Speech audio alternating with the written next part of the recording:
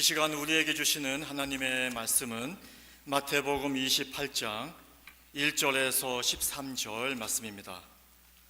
마태복음 28장 1절에서 13절 말씀입니다.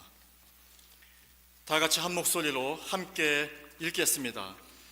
안식일이 다 지나고 안식 후 첫날이 되려는 새벽에 막달라 마리아와 다른 마리아가 무덤을 보려고 갔더니 큰 지진이 나며 주의 천사가 하늘로부터 내려와 돌을 굴려내고 그 위에 앉았는데 그 형상이 번개 같고 그 옷은 눈같이 희건을 지키던 자들이 그를 무서워하여 떨며 죽은 사람과 같이 되었더라.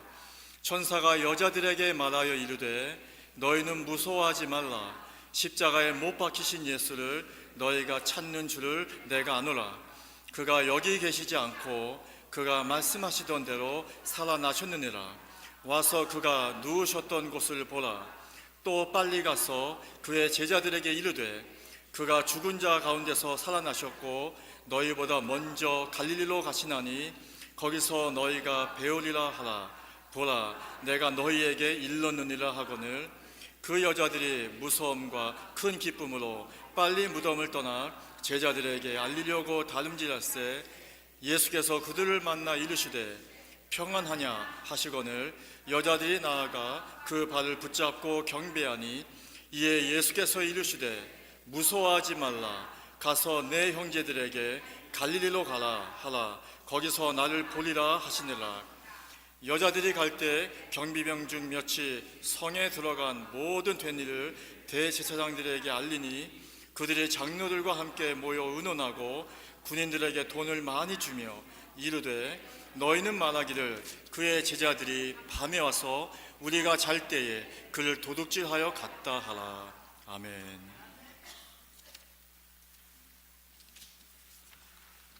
여러분, 오늘 기쁜 부활주일입니다. 그래서 옆 사람들에게 이렇게 축복하겠습니다. 당신은 부활하실 것입니다. 이렇게 축복하겠습니다. 당신은 부활하실 것입니다. 당신은 부활하실 것입니다. 얼굴이 확 피시네요. 오늘도 이렇게 아름다운 찬양을 들려주신 우리 시온 코러스 여러분께 우리 감사의 박수 한번 치겠습니다. 감사합니다.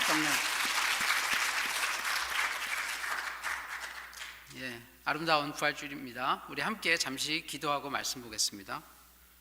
사랑의 아버지 하나님, 오늘은 우리 기독교의 가장 큰 명절, 당신의 부활을 기념하는 날입니다. 아버지 하나님, 저의 발걸음을 예배당에 오게 하시고 그래서 함께 기뻐하며 예배하게 하셔서 감사를 드립니다. 주님 홀로 영광받아 주옵소서. 말씀을 전하는 자가 심히 부족합니다. 주님, 제 입술을 가려 주시고 주님께서 원하시는 그 말씀을 잘 전달할 수 있도록 인도하여 주옵소서. 한 분 한 분 성도님들 마음을 열어주사 아버지 하나님께서 원하시는 그 부활의 신앙이 마음속 깊이 임재할 수 있도록 인도하여 주옵소서. 모든 말씀 예수님의 이름으로 기도드리옵니다. 아멘. 네, 놀라운 부활주일입니다. 제가 이제 미국에 와서 한국과 달랐던 게 미국의 부활주일은 항상 보면 해피 이스터 이렇게 하기로 하지만 여러분 많이 이메일도 아침에 받으시고 카톡 메시지도 받으셨을 거예요. 그래서 거기에 보면 이렇게 나옵니다. 주님이 부활하셨습니다. He has risen. 이런 표현을 여러분 많이 보셨을 거예요. 그러면 indeed He has risen, 그렇지 않습니까? 그래서 우리가 한국말로 한번 해보겠습니다. 주님께서 부활하셨습니다. 제가 이렇게 얘기하면 여러분은 참으로 부활하셨습니다. 이렇게 얘기하겠습니다. 주님께서 부활하셨습니다. 네, 아멘. 우리 오늘 설교는 이것이 결론입니다. 주님이 부활하셨습니다. 이 부활신앙으로 사는 것이 우리에게 어떤 의미가 있는지 한번 나누어 보겠습니다. 제가 참 이 미국이라는 나라를 보면서 이민 와서 느낀 게 있습니다. 한국에서는 우리가 한때 많을 때 기독교 인구가 3분의 1을 넘어선 때가 있습니다. 그리고 여러분 아시겠지만 우리나라 국회의원이 놀랍게도 종교를 조사해 보면 많을 때는 45%까지 기독교인으로 나와요. 참 재미나죠. 한국은 기독교 국가는 아니지만 하나님에 의해서 굉장히 특별하게 쓰임을 받는다는 그런 느낌이 있습니다. 국가에, 애국가에도 하나님이 보호하사 이런 표현이 있고요. 우리나라 헌법 정신을 잘 보면 기독교의 정신이 굉장히 많이 들어가 있습니다. 그래서 저는 특별히 그래서 여러분 한번 생각해 보십시오. 여러분은 디아스포라 한국인인데 여러분은 어찌 보면 하나님의 말씀으로 현재 세워진 나라가 이 세상에 어디 있을까요? 유럽의 많은 나라들을 보면 물론 로마 같은 나라는 오랫동안 기독교의 전통을 가지고 왔지만 그 나라 자체가 기독교에 의해서 먼저 세워진 것은 아니에요. 그런데 미국이란 나라는 재미나게 어쨌든 청교도들이 와서 나라를 세웠습니다.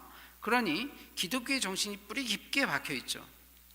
그래서 우리가 무엇을 알 수 있냐면 여러분 지난 성금요일 날 놀랍게도 세상에서 가장 중요하다고 생각하는 돈을 움직이는 액티비티가 쉽니다. 미국의 주식시장이 쉬워요. 저는 사실 주식을 거의 안 했기 때문에 그걸 잘 몰랐어요. 그런데 이런 세속적인 나라에서 가장 경제적으로 번영한 나라에서 하루의 경제 활동을 하나님 때문에 예수 그리스도 때문에 하루 쉰다는 것은 이 놀라운 메시지입니다. 금요일 날 주식시장이 쉬었어요. 성금요일을 지키면서. 여러분 근데 제가 왜 여러분에게 그리고 저에게도 가끔 이런 스스로를 생각해 봅니다. 우리 인생은 어떻게 하나님이 창조하셨고 어떻게 이끌어갔고 어떻게 완성을 시키실까? 저는 아시겠지만 저는 그냥 모태신앙으로 자라났죠. 모태신앙으로 자라났지만 제 인생에 대해서 하나님이 저를 왜 창조하셨고 어떤 인생을 가기를 원하시고 어떻게 마지막 단계에 저를 이끄실까를 궁금해한 건 제 안에 한번 제가 완전히 죽고 다시 살아난 다음입니다. 저는 제가 종종 말씀드리지만 이 일이 39에서 42살 사이에 벌어졌어요. 정확하게는 제가 2004년에 제게 인생에 일이 벌어졌습니다. 그 벌어졌을 이후부터 제일 궁금했던 건 뭐냐면 창조하신 하나님이 나도 창조하셨는데 나의 인생의 목적은 무엇일까? 이게 제일 궁금했어요. 하나님이 여러분 창조하셨기 때문에 하나님을 진심으로 만나게 되면 그 다음부터는 이 질문을 끊임없이 하고 이 질문을 따라가야 합니다. 그럴 때 가장 아름답고 보람 있는 인생이 펼쳐지고 더 중요한 건 그때 하나님이 여러분 한 분을 향한 우주적인 플랜이 펼쳐지기 시작해요. 수많은 사람들은 이걸 깨닫지 못해서 인생이 허우적됩니다. 제가 종종 말씀드리죠. 많은 사람들이 인생을 어렵고 힘들게 사는 이유가 있어요. 그것은 뭐냐면 하나님의 계획이 우리의 계획보다 작다고 생각해서 그래요. 그런데 성경을 보고 여러분 하나님의 손에 의해서 위대하게 사용된 사람들을 보면 의외로 평범한 사람인데 하나님의 손에 붙들려서 놀라운 일들을 해나가는 것을 봅니다. 여러분 인간이 열심히 노력해서 살아도 인간이 성공합니다. 어느 정도. 왜냐하면 대다수의 사람은 그렇게 살지 않기 때문에 그래요. 근데 여러분 한번 생각해 보십시오. 우리가 고백하는 하나님이 정말 천지를 만드시고 그분이 이 천지를 운행하시고 나를 특별하게 만드셔서 이 땅에 딱 넣어주셨다고 생각해 보십시오. 우리의 인생이 하나님의 손에 진짜 붙들려서 산다면 여러분은 비범한 인생을 살지 않을 수 있겠습니까? 여러분 이 생각을 해보셨어요? 이 문제는 하나님의 문제가 아니라 나의 문제라는 것을 깨닫기 시작하면 인생에 커다란 변화가 옵니다. 저는 제가 이걸 깨닫고 난 후에부터 주변 사람들에게 이것을 증거하려고 애를 썼어요. 평신도 때 이거를 깨닫기 전에는 저는 그냥 교인이었어요. 교회를 다닙니다. 모태신앙이고 제 20대에 집사 됐다 그랬지 않습니까? 남들이 볼 때는 멀쩡한 크리스찬이에요. 근데 하나도 힘이 없는 크리스찬입니다. 하나님의 뜻을 알려고 한 적도 없고요. 정확하게 그냥 어느 날 은혜 받으면 좀 울컥울컥 했다가 또 잠잠해지고. 어떤 일이 인생에 벌어지냐면 진짜 하나님을 한번 여러분 부활하신 예수 그리스도를 바울처럼 진짜 만나보세요. 저는 여러분에게 그 이야기를 드리고 싶습니다. 저는 종종 또는 어떤 교회에는 좀 더 많은 분들이 진짜 하나님을 만난 사람들이 있고 거기까지 이르는 사람들도 다는 아니지만 거기서 어떤 사람들이 또 있냐면 내 생각이 아니라 하나님 생각대로 한번 살아봐야겠다라고 결단해서 사는 사람들이 있어요.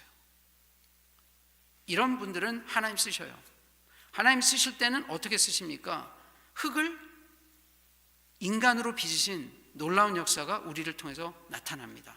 우리가 아무리 천하고 우리의 성품이 못되고 우리가 가난하고 우리가 힘들고 뭐 어떤 시련과 고난이 있을지 모르지만 하나님은 그 사람을 금과 같이 단련해서 씁니다. 여러분도 저를 평가하시겠지만 저도 여러분을 봅니다. 우리가 영적인 센시티비티가 올라가면 사람들이 아무리 페이크할래 해도 보여요. 보여주지 않을래도 보입니다. 그런데 그 영적인 실체의 핵심은 무엇이냐? 두 가지 중에 하나예요. 십자가 통과한 사람과 십자가 통과하지 못한 사람. 그 둘로 나누는 겁니다. 인생은.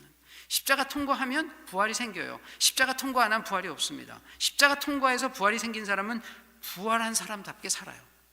십자가 못 통과한 사람은 십자가 언저리에서 계속 십자가 피해 다니다가 끝납니다. 인생이. 교회를, 제가 그 표현을 쓰죠. 교회를 댕기는 사람하고 하나님 쓰시는 그리스도인은 달라요. 우리가 부활을 해마다 기념합니다. 이 부활이라는 것은 가장 근본적인 이유가, 이것을 셀레브레이트 할 때마다 우리에게 주시는 메시지는 이 이벤트를 통해서, 이 기념일을 통해서 우리의 인생이 다시 한번 리세팅 하자는 거예요. 우리는 세상 살면 굉장히 많은 정보가 들어옵니다. 본인이 살아가는 인생의 주변이 기독교인으로 변화해서 변화된 부활된 삶을 사는 사람들이 많을수록 나의 인생이 아버지 하나님의 뜻대로 살 가능성이 높아집니다. 그런데 본인이 살아가는 사람들이 그런 사람들이 아닐수록 본인의 인생은 그러고 그러다 말 가능성이 높죠. 그렇기 때문에 제가 이 얘기 여러 번 말씀드리지만 우리 교회가 가야 할 길은 그런 변화된 사람들이 많은 교회가 되어야 해요. 그래야 서로가 서로를 이렇게 인커리지하면서 더 좋은 크리스찬이 될 수 있어요. 주변에 그런 모델이 없으면 다 그렇게 사나 보다 하는 그런 인생이 되기 때문에 교회는 그런 교회가 되고 말아요. 그런 교회는 힘이 없습니다. 그냥 본인들끼리 클럽하우스처럼 지내요. 본인들이 그냥 사회 친목단체처럼 지냅니다. 이것은 교회의 본질을 잃은 일이에요. 교회에서 오래 그렇게 생활하다 보면 저 사람도 그렇고 저 사람도 그렇고 저 사람도 그러니까 나는 뭐 굳이 그럴 필요가 없어요. 왜냐하면 다른 게 없거든요. 그렇기 때문에 제가 여러분께 말씀드린 건 누군가 변화한 기독교인들이 이 안에서 나오기 시작하면 그 사람이 롤모델이 돼요. 그 사람들은 어떤 사람이냐? 십자가를 체험해야 돼요. 근데 십자가는 뭐냐? 내가 죽는 거예요. 내 생각이 강하지 않습니다. 전형적으로 의견이 강한 사람, 말이 많은 사람은 하나님께서 쓰실 수가 없어요. 자기 생각으로 가득 차 있기 때문에. 교회에서 불필요하게 말이 많은 사람들은 하나님이 쓰시지 않는 사람이라는 걸 여러분이 기억하시기 바랍니다. 여러분, 제가 왜 이렇게 강하게 말씀드리냐면 기성교회는 그런 문화에 젖어 있기 때문에 이런 부활절을 통해서 이것이 리세팅 되기를 원해요. 여러분, 우리도 핸드폰이나 컴퓨터 오래 사용하다 보면 프로그램이 많이 낍니다. 프로그램이 많이 끼면 어떻게 돼요? 덜덜거리고 돌아를 안 가요. 그럼 그럴 때마다 우리 어떻게 합니까? 다시 눌러서 한번 리셋해야 되죠. 이 리세팅하는 이것, 이 리부팅하는 이 시간이 우리의 부활주일이 되어야 합니다. 그래서 우리는 이 부활주일은 무조건 앞에 성금요일이 있어요. 십자가가 있습니다. 이 십자가 앞에 한 번씩 다시 죽는 경험을 해야 우리는 스스로 부활하는 것이 아니라 하나님께서 부활을 시켜주시는 거예요. 그래서 우리가 God has risen 이라고 이야기했지만 어떤 영어 성경에서는 보다 원문에 충실하기 위해서 God has raised him to life. 하나님께서 그 아들을 살려주신 거예요. 우리는 죽는 게 우리의 일이고 사는 건 우리의 비즈니스가 아닙니다. 그런데 마치 교회를 오래 다니다 보면 본인은 살아난 사람처럼 할 때가 너무 많아요. 이런 사람들이 많은 교회는 안 좋습니다. 우리는 그런 인생을 살 수는 없어요. 거기 앞에서 우리가 늘 그런 실수를 합니다. 저도 합니다. 그러나 그럴 때 앞에서 이 부활주의라는 것은 우리가 무엇을 잘못했나? 그걸 다시 한번 깨닫고 이제는 주님 앞에 죽는 길을 가야겠다라는 것을 택하는 인생입니다. 그럴 때 어떤 일이 벌어집니까? 하나님께서 우리를 살려주셔요. 그러면 우리 인생은 어떻게 됩니까? 아까 말씀드린 대로 하나님이 원하시는 인생을 살게 돼요. 제가 놀라운 것은 종종 말씀드리지만 젊은 층이 많은 교회에 가서 성경 공부를 열어도 가장 많이 성경 공부에 오시는 분들은 놀랍게 60대, 70대예요. 그래서 제가 궁금했어요. 이게 우리 교회만 있었던 일인지 아니면 다른 교회도 있는지. 그래서 저희는 교단에서 목사님들끼리 모여서 같이 이렇게 하는 컨퍼런스들이 있습니다. 그래서 제가 종종 여쭤봐요. 그런데 놀랍게도 연세가 젊은 사람들 성경에 별로 관심이 없고요, 연세가 드신 분들이 더 많아요. 왜 그럴까요? 인생을 살아보니까 허무한 거예요. 아깝거든요. 그때쯤 궁금해합니다. 뭘 궁금해요? 하나님이 무슨 얘기를 하고 계시는지. 왜냐하면 인생은 아무리 스스로 노력하고 돈을 많이 버셨든 지위를 얻었든 인생은 하나님 없는 인생이 공허합니다. 그 공허함을 채울 수 있는 방법이 무엇도 없어요. 왜냐하면 하나님이 우리를 창조하셨기 때문에 그 공허함은 정확하게 하나님이 들어오셔야만 메꿔져요. 저도 사회생활 하다 보면 세상적으로 유명하신 분들, 권력 있는 분들, 돈 많은 분들 많이 만납니다. 그런데 가보면 그분들은 하나같이 연세가 들어갈수록 한 가지에 관심이 생겨요. 종교적 관심, 나의 궁극적 관심. 이 궁극적 관심은 하나님에 대한 관심이에요. 인간은 하나님 만드셨다는 그 증거가 연세가 들어갈수록 더 나타납니다. 하나님께서 나를 왜 만드셨고 나를 어떻게 이끌어 가시고 나의 마지막은 어떻게 될까? 이게 우리의 가장 큰 관심이 궁극적으로 될 수밖에 없어요. 왜냐? 우리의 몸은 약해지고 우리는 이제 언젠가 죽어야 하고. 그런데 놀라운 메시지가 있어요. 기독교의 가장 큰 메시지는 무엇입니까? 오늘 우리가 읽었던 He has risen, 그가 살아나셨다, 무덤에 없다예요. 이게 기독교의 가장 궁극적인 메시지입니다. 여러분 생각 한번 해보십시오. 우리가 열심히 살다 보면 어느 정도 이제 이 중에는 은퇴하신 분도 많지만 이제 커리어가 끝나갈 때쯤 되면 수많은 사람들이 어떻게 얘기합니까? 은퇴 준비를 해야 한다고 이야기하죠. 은퇴 준비를 하려면 여러 가지 준비를 합니다. 가장 중요한 건 경제적 자유를 위해서 돈을 세이브해 놓고 은퇴 어카운트에 넣어놓죠. 그리고 나서 또 합니까? 자식들한테 또 어떻게 물려줄지, 그런 여러 가지 이런 준비를 합니다. 그런데 여러분, 이 준비가 내 인생이 죽음으로 끝난다고 생각할 때와 우리에게 부활이 있다라고 생각했을 때 이 준비는 동일할 수는 없습니다. 나에게 주어진 인생이 죽고 나서 또 있다라고 생각했을 때 준비는, 그때부터는 무엇을 준비하는 것입니까? 인생 자체가 부활을 준비하는 인생이 되죠. 그러나 부활이 없다고 믿으면, 죽는다고 생각하면 그때는 모든 준비가 어디에 끝납니까? 이 생에 포커스하게 돼요. 그러니까 그때는 어떻게 됩니까? 돈을 아껴야 돼요. 그러니까 돈을 세이브해놓고 자식에게 물려주고 모든, 성경에는 그런 얘기가 없어요. 그러니까 어떻게 되냐? 사람들은 그리스도인이라고 얘기하지만 준비는 죽을 준비를 하죠. 그리스도인은 부활의 준비를 하는 사람들입니다. 그것을 믿는다면 그 준비를 하는 게 맞아요. 안 믿으니까 안 하는 거죠. 교회 안에는 생각보다 불신자 크리스찬이 많다고 저는 생각을 해요. 물론 100%의 그 믿음 예수 그리스도밖에 없었겠죠. 저희는 그러나 제가 어저께도 그 말씀 드렸지만 날마다 우리의 신앙이 주님이 원하시는 그 장성한 분량까지 자라가야 해요. 어저께 이 정도의 믿음이 있어서 그것밖에 결단 못했다면 오늘은 좀 더 자라야 합니다. 우리가 하나님 안에서 점점 더 하나님을 알아가고 하나님과 보낸 연한이 크다면 우리는 어떠한 신앙으로 점점 준비가 돼야 되냐면, 진정 예수 그리스도께서 원하시는 그 부활 신앙이 나의 삶에 반영이 되어야 해요. 그것이 되기 시작하면 인생을 어떻게 쓰시냐면 하나님이 부활의 방식으로 쓰십니다. 우리는 어차피 내 의지로 살려고 하면 할수록 잘 안 풀린다는 것을 경험으로 다 압니다. 아무리 노력을 해봐도 그걸 메꿀 수가 없어요. 이건 이론이 아니라 실제입니다. 어떤 누구도 만족한 인생을 사는 사람을 전 본 적이 없어요. 그나마 가장 만족도가 높은 사람들이 하나님을 믿는 사람들입니다. 왜냐? 하나님이 거기를 채워주시기 때문에 그렇습니다. 하나님이 채워주시는 게 많을수록 인생의 불만보다 감사가 커요. 인생의 불평보다 인생이 행복합니다. 왜냐? 어차피 나의 인생이 하나님한테 붙들려 가기 때문에 그분이 해결하실 거라는 믿음이 있는 거죠. 자, 예수 그리스도께서 고난을 받으시고 십자가에 못 박혀주신 건 대단한 일입니다. 아무도 그렇게 못하죠. 자발적으로 본인이 그렇게 하는 사람이 어디 있겠습니까? 그러나 예수님께서 자신의 사명을 위해서 그렇게 하셨을 때 분명한 확신도 있으셨을 겁니다. 하나님께서 부활시켜 주실 것이다. 여러분, 우리도 오늘 부활절을 맞이하여 다시 한번 우리가 생각해 봐야 할 일은, 우리가 하나님께서 우리를 분명히 부활시켜 주실 것이라는 그 믿음으로 지금 무엇을 해야 될지를 결정하는 것입니다. 여러분, 이 부활이 있음으로 해서 기독교가 탄생했습니다. 예수 그리스도께서 선포하셨던 첫 번째 말씀이 뭔지 여러분 기억하실 겁니다. 회개하라, 하늘나라가 가까이 왔느니라. 회개하라, 하나님 나라가 가까워 왔느니라.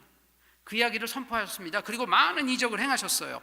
심지어 죽은 나사로도 살리시고 질병을 다 고치시고 5,000명을 먹이시고 그런 일을 하셨죠. 그러고 났는데 여러분 생각해 보십시오. 십자가에 돌아가셨어요. 그러면 오늘 나타난 것처럼 제자들은 어떤 상황에 있습니까? 예수님 돌아가셨을 때 실망하고 힘들어하고 실패하고 그러면서 뿔뿔이 흩어지기까지 했습니다. 그러면 이럴 때 만약 예수님이 부활 안 하셨다고 한번 생각해 보세요. 그분들은 어떤 메시지를 전해야 할까요? 예수 그리스도께서 오셔서 하늘나라가 가까이 왔느니라. 하늘나라라는 개념을 제가 마태복음 쭉 하면서 여기까지 말씀드렸는데 이제 여러분들이 어느 정도는 아실 거예요. 구약과 신약 시대의 가장 큰 차이가 뭡니까? 구약 시대에는 하나님이 인간을 통한 간접 통치를 시행하신 거예요. 신약 시대 예수 그리스도가 이 땅에 오실 땐 하늘나라를 여기에 들고 오셨어요. 하나님이 직접 통치하신 겁니다. 하나님의 아들 예수 그리스도가 여기에 직접 통치하셔요. 그래서 이제는 이것에 들어오려면 더 커다란 일이 벌어져요. 우리는 죄인이기 때문에. 구약 시대는 하나님하고 관계를 다시 열기 위해서는 죄 없는 동물의 희생을 통해서 하나님하고 관계가 다시 열립니다. 그러나 이건 잠시밖에 안 되죠. 계속 그 일을 반복하면서 인간은 익숙해져 가요. 익숙하면 더 타락합니다. 그리고 종교적인 사람이 더 타락하죠. 이제는 새로운 세계가 열렸어요. 예수 그리스도께서 하나님 나라를 들고 이 땅에 오셨습니다. 여기를 들어가려면 동물의 피와 제사로는 불가능해요. 무엇이 있어야 하냐? 죄 없는 사람, 사실은 하나님이 직접 돌아가셔서 그 길을 열으셨습니다. 이것이 신약시대 예수 그리스도께서 지신 십자가의 의미예요. 그러면 이것을 실제 죄를 지시고 돌아가신 예수님이지만 믿을 때 그것이 어떻게 됩니까? 이것이 우리가 여기에 오너십이 생기는 거예요. 이것을 우리가 그리스도와 연합한다 이런 표현을 씁니다. 우리가 거기에 예수 그리스도와 함께 연합함으로써 우리는 어떻게 됩니까? 같이 죽고 우리의 용서를 받아서 다시 같이 살아나는 겁니다. 이것이 부활이에요. 이 부활의 메시지를 받아들이는 순간 우리는 그때부터 어떻게 됩니까? 이미 천국에 들어간 거죠. 우리가 already but not yet, 제가 여러 번 말씀드렸죠. 이미 시작한 천국이 완성이 안 된 것이 우리 이미 천국에 거기는 들어가 있습니다. 근데 천국에 들어가 있는 우리가 이 매 부활주일마다 어떤 일을 벌여야 합니까? 우리가 본질을 한번 생각해 봐야죠. 그 앞에 어떤 일이 벌어졌냐? 십자가의 사건이 벌어져야만 우리는 천국에 진짜 들어간 보람을 느끼는 거예요. 그래서 우리가 이럴 때마다 예수 그리스도가 왜 돌아가셨는지, 우리는 여기서 뭘 해야 되는지 그 얘기를 다시 한번 리마인드하는 것입니다. 그런데 여러분 한번 생각해 보십시오. 우리가 이제 보통 이야기할 땐 이 구원이라는 사건을 하나님과 나와의 둘만의 개인적인 수준으로 폄하할 때가 굉장히 많아요. 그렇기 때문에 예수 그리스도를 믿고 나서도 수많은 성도들이 어떻게 됩니까? 나만 구원받으면 된다는 생각이 있어요. 자, 우리가 보통 이야기할 때 하나님이 우리가 죄를 지었기 때문에 우리에게 이제 그 죄성이 들어오죠. 그 죄성은 우리의 능력으로는 빼낼 수가 없습니다. 그죠? 이 죄성이 우리 안에 있어요. 그래서 예수 그리스도께서 죽으심으로, 대신 죽으심으로 그 죄성을 없애셨다. 죄의 파워를 없애셨다. 그러면서 우리와 하나님의 관계가 이제 화해되어서 올바르게 되었다. 이걸 칭의라고 하고, 이제 리컨실레이션, 화해라고도 하고. 그래서 우리는 이거를 구원받았다고. 구원받았다는 것 정확한 표현은 무엇이냐면, 구원받았다는 정확한 표현은 하나님과 관계가 열려 있다. 그래서 하나님하고 이제는 관계할 수 있다. 이 상태가 구원의 상태예요. 그런데 하나님의 계획은 이것보다 더 큰 계획이 있어요. 예수 그리스도가 이 땅에 오셨습니다. 이게 우리가 보통 구원의 하나님과 우리 개인의 차원이죠. 근데 하나님의 더 큰 계획은 뭐냐? 예수 그리스도는 완전한 하나님이시지만 완전한 인간이셔요. 인간으로서 십자가에 못 박혀 돌아가셨습니다. 돌아가신 그분은 하나님이시기도 해요. 자, 돌아가면, 죽으시면 어디로 갑니까? 죽으면 그 당시에 구약 성경에는 수올이라고 하죠. 음부라고 우리나라에 번역이 되기도 하고 지옥이라고 번역되는데 지옥은 맞지 않습니다. 음부에 들어가셔요. 그 안에 들어가 있는데 그 안은 누가 통치하는 세상입니까? 하나님께서 사탄에게 내어주신 곳이에요. 그래서 사탄이 거기 통치합니다. 여기는 그 인간을 조종하는 툴이 뭡니까? 거짓과 사기와 사람들을 공포에 떨게 하고 마지막에 죽음이라는 것으로 사람을 컨트롤합니다. 그런데 예수님이 죽어서 가셨어요. 사탄은 어떻게 생각했을까요? 예수님이 하나님이 십자가에 죽는다는 생각을 했을까요? 못했을까요? 할 수가 없어요. 사탄 나라는 미워하고 전부 경쟁하고 이런 세계이기 때문에 누가 남을 위해서 죽는다는 걸 생각을 못해요. 하나님의 세계에서만, 하나님의 사랑의 세계에서만 있는 일이에요. 그런데 하나님이 그 일을 실제 하셨어요. 완전한 예수 그리스도께서 사람으로 끝까지 완벽하게 죄 짓지 않다가 십자가에 못 박혀 죽으셨습니다. 그리고 나서 들어가셨어요. 그때 사탄은 어떻게 생각했습니까? 또 한 사람의 죽은 사람이 왔구나라고 생각했는데 열어보니까 누구였습니까? 하나님이었어요. 제가 이것을 트로이의 목마라고 말씀드렸죠. 하나님의 트로이의 목마 전법이에요. 예수님께서 들어가셨습니다. 예수님 하나님이고 사탄이 누가 이길까요? 이 게임은 하나님 무조건 이기죠. 그래서 우리가 성경에 그것을 사탄의 괴계를 이기셨다 이런 표현을 씁니다. 우리 성경 말씀에 어떻게 나와 있는지 한번 자막 한번 보여주실까요? 요한일서 3장 8절, 요한일서 3장 8절에 보면 이 플랜이 나옵니다. 이것은 하나님과 우리와의 구원 계획이 아니라 이 세상에 있는 모든 사탄의 뿌리를 끊는 계획입니다. 뭐라고 되어 있냐? 죄를 짓는 자는 마귀에 속하나니 마귀는 처음부터 범죄함이라. 하나님의 아들이 나타나신 것은 잘 기억하십시오. 마귀의 일을 멸하려 하심이라. 개인의 구원뿐 아니라 마귀의 일을 멸하려 예수 그리스도께서 십자가에 달리신 것이에요. 다음 한번 가보겠습니다. 그 다음에 우리 히브리서 2장 14절, 자녀들은 혈과 육회에 속하였으며 우리 몸에 속하였죠. 그것 또한 같은 모양으로 혈과 육을 함께 지니심은 예수 그리스도를 말하는 겁니다. 예수 그리스도 또한 같은 모양으로 혈과 육을 함께 지니심은, 잘 보십시오, 죽음을 통하여 죽음의 세력을 잡은 자 곧 마귀를 멸하십니다. 이게 하나님의 플랜이에요. 하나 더 가보겠습니다. 디모데후서 어떻게 돼 있나? 그 다음 디모데후서, 이제는 우리 구주 그리스도 예수의 나타나심으로 말미암아 나타났으니 그는 사망을 패하시고 복음으로써 생명과 썩지 않은 것을 드러내신지라. 아멘? 아멘이십니까? 네. 하나님의 계획은 무엇이냐면 우주적인 차원에서 이제 사탄의 근본을 부시는 일을 하러 오셨습니다. 우리를 한 명 한 명을 구원하려는 개인의 구원 계획이 있지만 더 큰 계획은 이 우주 안에 악을 끊기 위해서 오신 거예요. 그래서 트로의 목마처럼 하나님이 사람의 몸으로 오셔서 여기서 돌아가심으로 그 내려가셨다가 거기서 부활하심으로 사탄의 죽음이라는 계획이 다 깨졌습니다. 이제는 더 이상 사탄의 힘을 발하지 못하죠. 이것을 우리가 신학적으로 죄의 파워가 없어졌다 이렇게 표현하는 것입니다. 그러면 여러분, 이러한 계획이 우리 한 사람 한 사람에게는 어떻게 드러날까요? 여러분 우리는, 제가 늘 말씀드리지만 생각해 보십시오. 한 분 한 분이 다 다릅니다. 여러분이 만약에 동일한 기능과 목적을 위해서 이 세상에 태어나셨다면 여러분을 하나님이 다르게 만드실 이유가 없어요. 아까 제가 일부 예배 끝나고 이제 식사 교제를 나누는데 한 분이 그러시더라고요.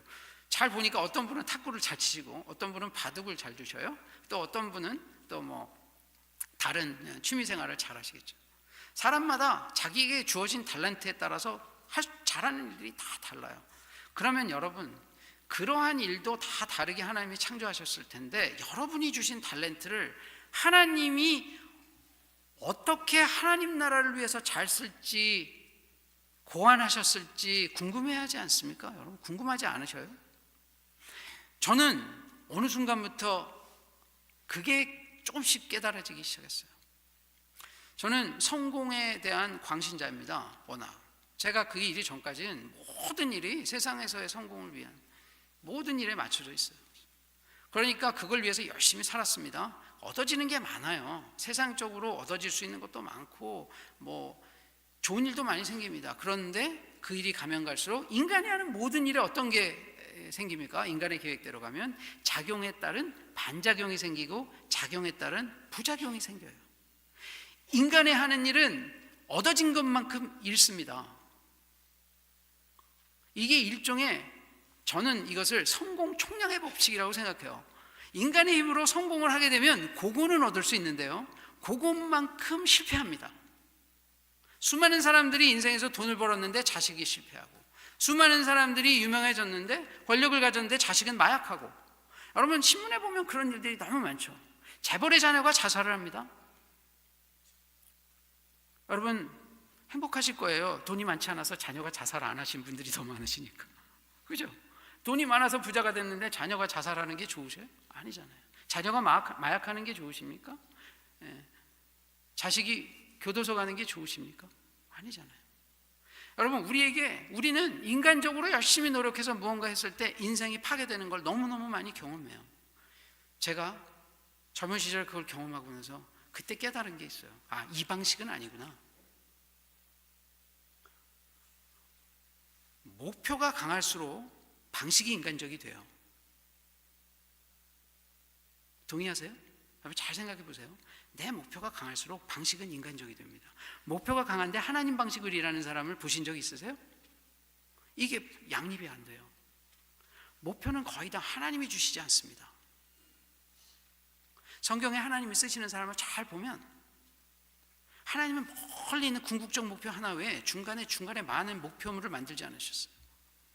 모세가 그랬고요, 엘리야가 그랬습니다. 예수님이 그러셨고, 수많은 성경에 쓰는 사람, 그리고 기독교 안에서 하나님께서 후이 쓰시는 수많은 사람들을 보면 저는 굉장히 열심히 읽어봐요. 처음부터 루터가 종교개혁한다고 했습니까? 아니에요. 그 안에 있다 보니까 하도 구린내 나는 일이 많으니까 이러면 안 되겠다. 그래서 성경으로 돌아가자. 하나님의 본질을 찾기 시작할 때 하나님이 그 사람에게 새로운 지혜와 능력과 리소스를 주셔서 그 사람을 하나님의 방식으로 놀랍게 유명하게도 하시고 영향력이 있게도 하시고 성공하게도 하셔요. 본질에 충실하면 나머지를 하나님께서 이루십니다. 이게 기독교인의 방식이죠. 본질에 충실한 거예요. 부활신앙을 가기 위해서 앞에 무엇이 있습니까? 우리에게는 무조건 지나야 하는 길이 있습니다. 그것이 십자가입니다. 그러면 우리는 이것을 알죠. 그럼 십자가의 신앙이라는 건 무엇일까요? 그것은 우리가 지금 이 시기를 지나면서 우리가 한번 다시 생각해보는, 그리스도와 연합한다. 그러면 하나님의 원뜻이 뭘까? 하나님의 원뜻은 내가 희생해서 남을 사랑하는 것 아닙니까? 내가 희생해서 남을 사랑하는데 자기 의견이 강할 수 있을까요? 없어요. 자기 목표가 강할 수 있을까요? 없어요. 우리가 부정이나 부패에 관련된 문제라면 얘기가 달라요. 그러나 제가 여러 번 말씀드리지만 우리가 정말 하나님 말씀대로 살겠다고 이야기하면 어떻게 되냐면 우리 안에 정말 하나님의 향기가 나고 하나님의 역사가 우리의 삶을 통해 드러납니다. 우리가 그렇지 않았을 때는 어떤 일이 벌어지냐면 우리 안에 가롯 유다와 같이, 우리 안에 바리새인과 같이, 우리 안에 제사장과 같이, 우리 안에 서기관 같은 자기의가 강한 인생을 살아가게 될 수밖에 없습니다. 그래서 이런 일들이 우리를 점점 더 엄습하게 되면 우리는 스스로는 하나님의 사람이라고 생각하지만 우리는 십자가의 신앙을 잃은 사람처럼 살아갈 때가 너무나 많습니다.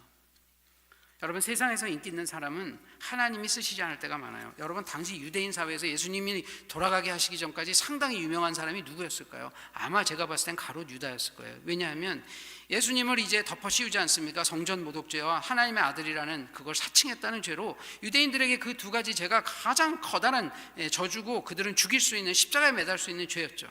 그런데 그 일을 중간에 나서서 누가 했습니까? 지금으로 말하면 위슬블로워, 내부 고발자 가룟 유다가 했습니다. 사람들이 박수쳤겠죠. 제사장들과 바리새인들은 자신들의 권력을 잃을까 봐, 군중들은 자기의 뜻에 맞지 않는 메시아, 정치적인 메시아가 아니니까 예수님의 표현 가치가 없어졌어요. 그런데 그때 누가 나서줍니까? 가룟 유다가 나서줘요. 예수님을 딱 팔아버리죠. 그 당시에 가룟 유다는 굉장히 많은 사람들에게 칭송을 받았을 것입니다. 예수 그리스도는 그 수모를 한 발 걸어가셨어요. 그리고 나서 하나님께서 부활하실, 십자가에 못 박히시고 부활시켜 주셨을 때 이제 어떻게 되었습니까? 죽은 예수님은 살아나셨고 살아서 칭송받는 가룟 유다는 그 자리로 내려갔어요. 우리 안에 이러한 놀라운 하나님의 계획이 있다는 걸 기억하시기 바랍니다. 우리가 죽으면 하나님이 살리셔요. 그런데 이렇게 살린 그 신앙이 우리를 변화시키고 우리를 다음 스텝으로 밀고 올라갑니다. 우리가 지금 해야 할 일들은, 우리가 지금 내가 이득 볼 것 같고 내가 이것을 했으면 유리해지는 그런 모든 상황과 유혹들이 우리 안에 있습니다. 이것만 하면 먹음직하고 보암직스러운 것들을 잡고 싶어하는 그 욕망이 우리 안에 있을 때 이것을 십자가 앞에 예수 그리스도의 말씀으로 변화시켜 나가는 거예요. 버려야 합니다. 이걸 하려면 여러분 날마다 성경 보고 기도하지 않으면 불가능해요.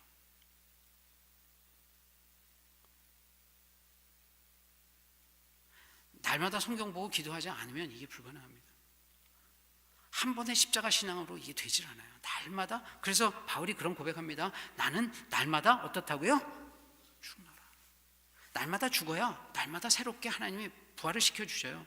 날마다 죽을 수 있는 유일한 방법은 하나님의 말씀을 빗대어서 자기를 바라볼 때입니다. 그 말씀이 기준이 되면 내가 죽지만 말씀을 안 보면 죽을 일이 없어요. 내가 내 생각으로 가득 차 있는데 어디가 누가 누구를 어떻게 죽입니까? 우리 교회 문화가 나는 날마다 죽는, 큐티를 한다는 것이 내가 하나님 말씀 앞에 날마다 죽는다는 이야기예요. 교회는 오래 다닌다고 신앙이 좋지 않습니다. 교회는 오래 다니는데 기도하고 성경 보지 않으면 관습에 매여서 제사장이나 바리새인이나 서기관처럼 돼요. 자기는 모릅니다. 남은 다 알아요. 이런 기독교인이 많은 교회는 파워가 없어요. 그런 교회는 파워가 없어요. 우리는 우리 교회에 희망을 가지려면 날마다 말씀 보고 기도하고 회개하면서 나는 날마다 죽노라 그 고백이 자기 큐티노트에 나와야 돼요. 이것이 나오는 교회는 희망이 있습니다. 그렇지 않은 교회는 희망이 없어요. 교회는 피크를 찍고 모든 교회는 쇠퇴합니다. 교회 히스토리에 계속 올라간 교회는 단 하나도 없지 않습니까? 예수님 때부터 지금까지 오는 교회가 없어요. 계속 성장하는 교회는 없습니다. 언젠가 피크 찍고 내려와요. 왜 그럴까요? 교회 안에 인간이 있는데 인간은 죄성이 있어서 그래요. 날마다 죽지 않아서 그래요. 교회가 성공하면 어떻게 됩니까? 또 교만해져요. 그러면 그 교회는 어떻게 됩니까? 교회 전체가 죽지 않죠. 교회가 전체가 죽지 않으면 어떻게 돼요? 하나님이 죽게 만드셔서 치워버리셔요. 이게 요한계시록에 나와 있는 하나님의 뜻입니다. 여러분, 우리는 어떤 삶을 살아야 할까요? 그렇게 하나님의 뜻과 상관없는 우리의 방식으로 살면 무엇이 드러나지 않습니까? 하나님의 이중계획이라고 제가 표현했는데, 하나님은 겉으로 보이는 계획 밑에 진짜 계획이 있어요. 이 겉으로 보이는 십자가의 계획 밑에 부활의 계획이 숨겨져 있습니다. 죽으면 살리실 것이다. 안 죽으면 안 나타나요. 나의 인생이 하나님에게 붙들리면 그때 하나님의 그 이중계획에 그 놀랍고 위대한 것들이 드러나게 됩니다. 그러려면 앞에 게 있어야 해요. 부활의 신앙을 사는 우리는 날마다 어떤 생각을 갖고 살아야 하냐면 하나님의 진짜 계획이 내 인생에 드러나기를 원하면서 갈급하면서 살아야 돼요. 그때 우리가 어떤 기분이 좋은 일이 벌어지냐면 하나님 나를 쓰시기 때문에 내가 전혀 가지 못하는 그 수준의 사람으로 우리를 만들어 주십니다. 여러분이 이 세상에서 다 받지 못하면 부활 이후에 다 갚아주실 것이고, 여러분의 자녀를 통해서도 갚아주시고, 여러분 주변을 통해서도 갚아주실 것이고, 하나님의 약속은 변함이 없어요. 우리가 그래서 하나님 믿으면 믿을수록 감사하지 않습니까? 여러분, 우리 이 놀라운 부활 신앙이, 그 십자가의 신앙이 오늘 우리 교회와 여러분 한 분 한 분 가운데 강력하게 임해서 하나님의 그 놀라운 이중 계획이, 진짜 계획이 우리의 삶에 드러나는 그 영광이 있기를 간절히 축원합니다.